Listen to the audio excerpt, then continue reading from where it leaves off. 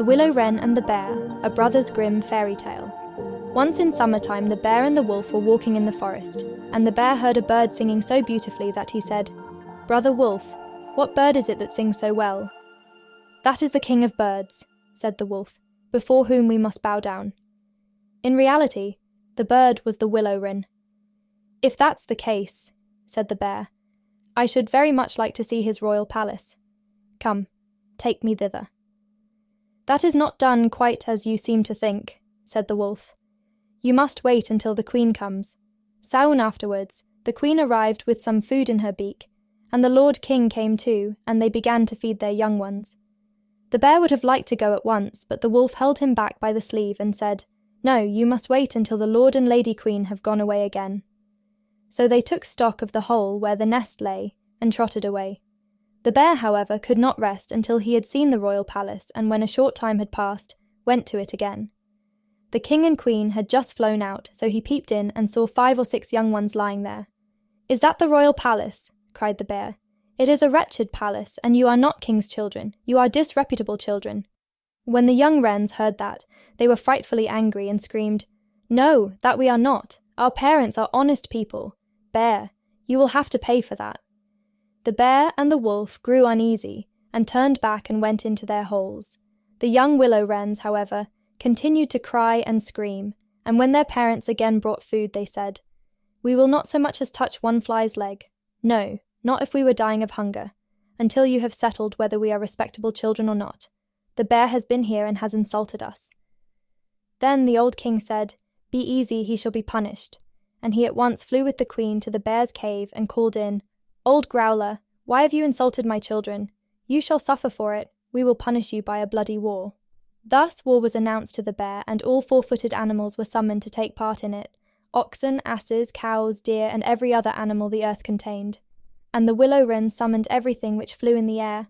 Not only birds, large and small, but midges and hornets, bees and flies had to come. When the time came for the war to begin, the willow wren sent out spies to discover who was the enemy's commander-in-chief. The gnat, who was the most crafty, flew into the forest where the enemy was assembled, and hid herself beneath a leaf of the tree where the password was to be announced.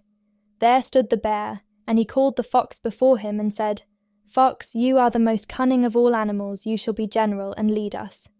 "Good," said the fox, "but what signal shall we agree upon?" No one knew that, so the fox said, "I have a fine long bushy tail which almost looks like a plume of red feathers. When I lift my tail up quite high, all is going well and you must charge, but if I let it hang down, run away as fast as you can."